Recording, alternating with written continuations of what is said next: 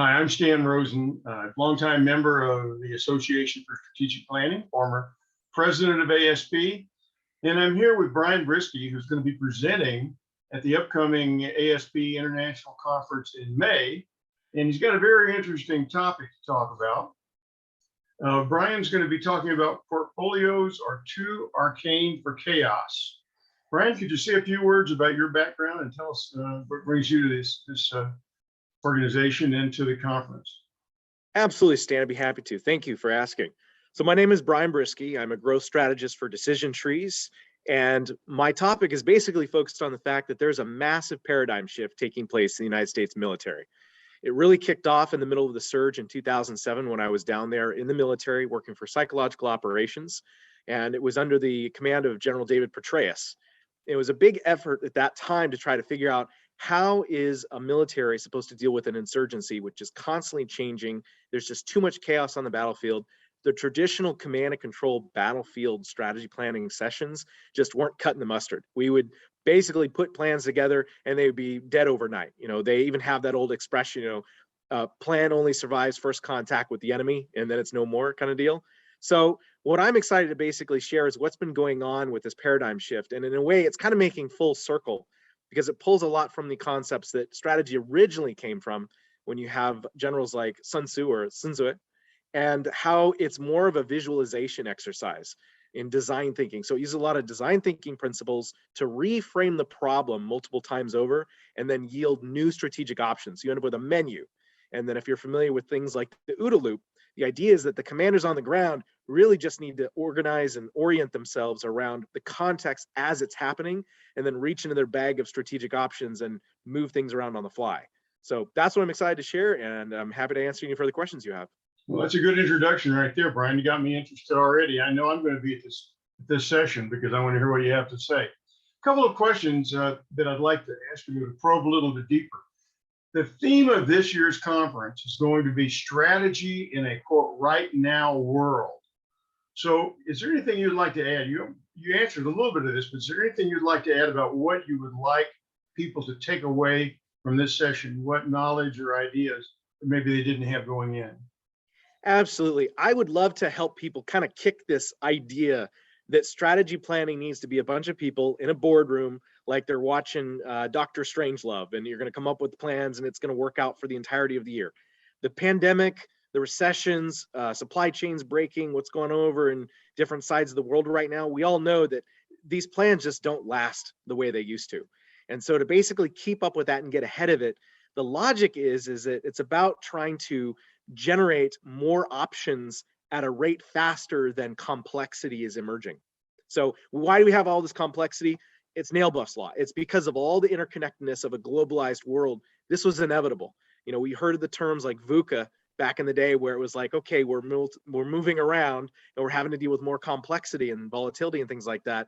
But how do you plan for that? Well, essentially what you do is you generate a menu of strategic options, you reframe problems, and it's a heavy use of strategic frameworks more than writing. Text is a bad format to try to do strategy in because the English language only reads in one direction, versus when you look at a strategic framework, you get to see all the different things from various sides. And so drawing those kinds of maps of the business landscape and the industry landscape and the market landscape and overlaying those is what's giving people a real competitive edge in understanding how to come up with the strategic options to be successful. Well, that's a great summary, and I think I followed you, but again, I'd like to be a little deeper. Are there any specific techniques or tactics or procedures that people will learn to help them navigate the real ongoing challenges that we're experiencing in a world of volatility? You talked a lot about, I think, an agile process. This really maps into that quite well, I think.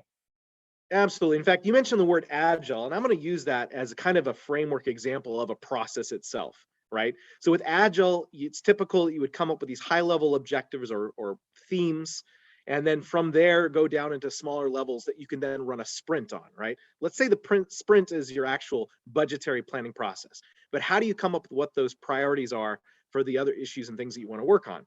And the secret, I would say, is that when most managers are sitting there in a conversation with an executive, executives like to make these big, bold requests like, help us find how to win in the market.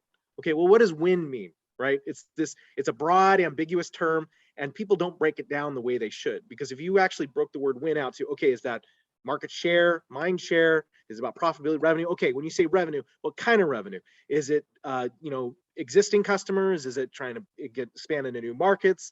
And being very specific. So if you're already familiar with the technique of the 5 whys, imagine using that to ad nauseum down into the smallest details of what these questions are that executives are bringing to managers. And what I found is as you get these questions down smaller and smaller, you almost end up at a point where it's like an A or B sort of answer.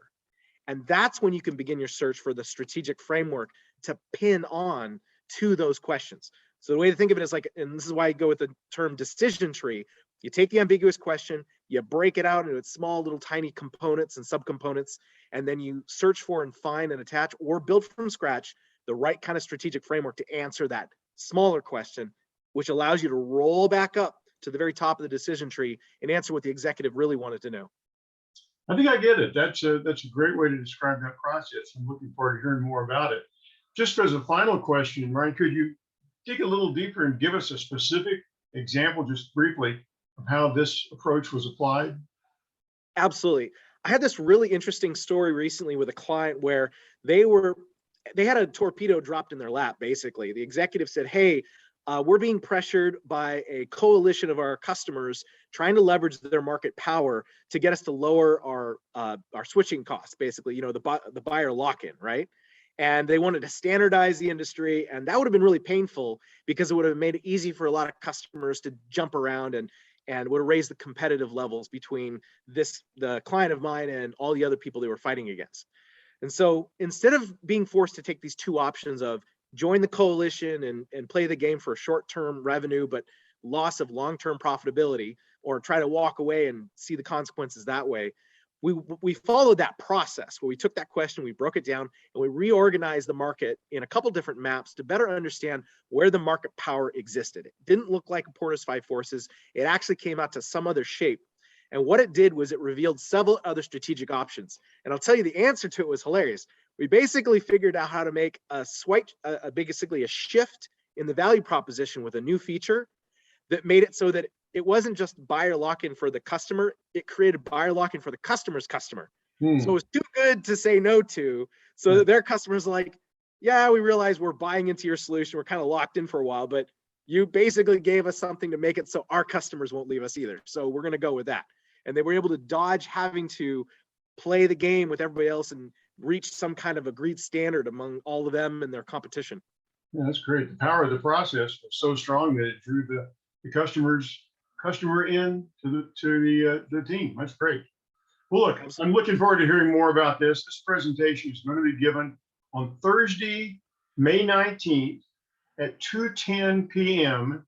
Eastern Time in the ASP International Conference. If you haven't yet registered for the conference, you can still do that. And at the same time, you can see the overall agenda for the conference at www.aspglobalconference, all one word, .org.